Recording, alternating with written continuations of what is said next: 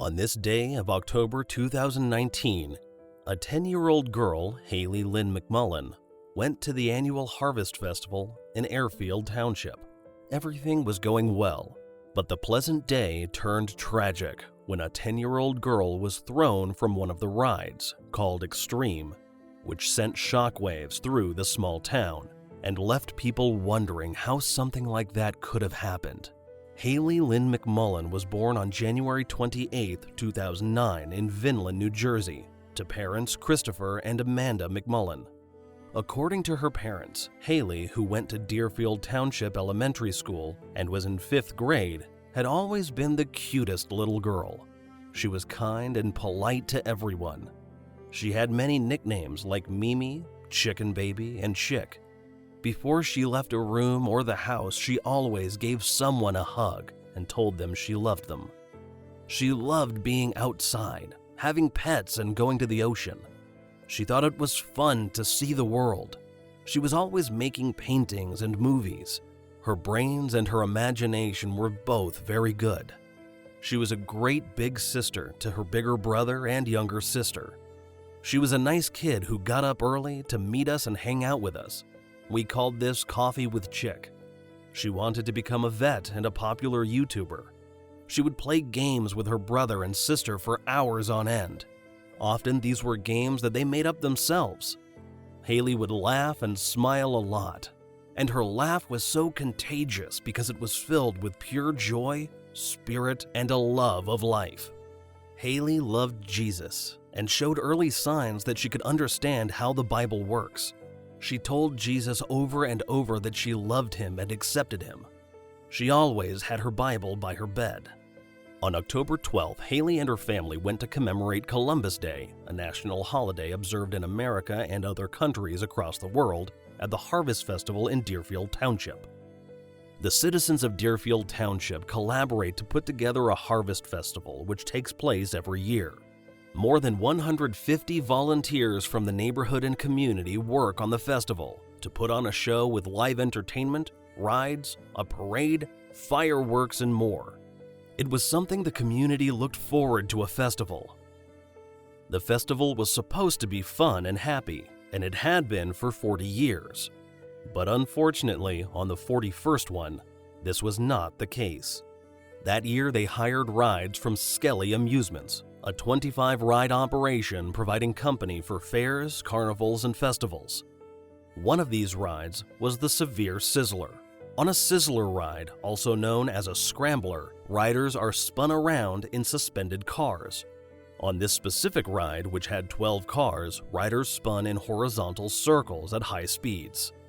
Despite not having a seatbelt, the ride had a safety bar. That fateful day, Hayley boarded the Extreme Sizzler rider at approximately 6 o'clock.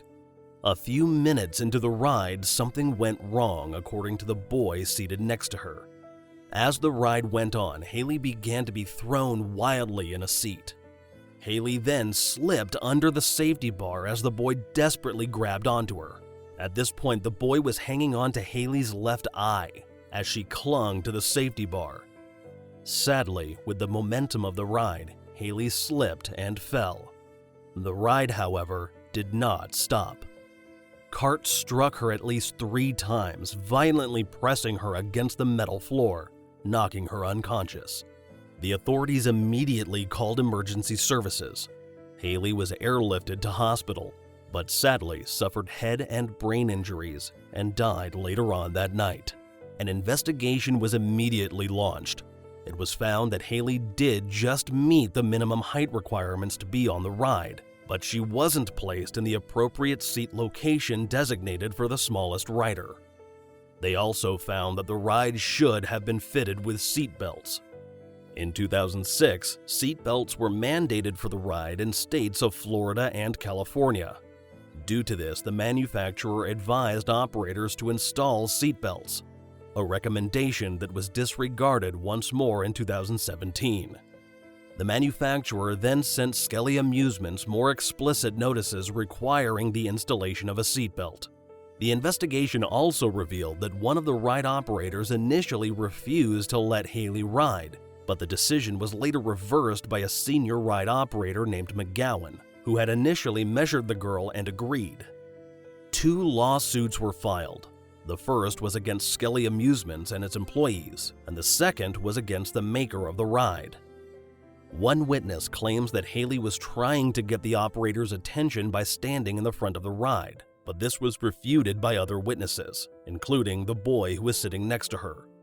Later this year, the trial is scheduled to occur. The festival grounds are now empty, mirroring the sentiment in the neighborhood following this tragic loss. But it's going to be difficult when you lose a little one. The community of Airfield Township left flowers and balloons for Hayley outside of a shop that the family frequently visited. A family friend said, "It's been misery really the whole time. The community is grieving, so anything we can do to lessen their suffering just a little bit so they don't have to worry about money or take time off to be ill and simply be with their families would be amazing." Hayley was buried at the Maranatha Baptist Church on October 18th.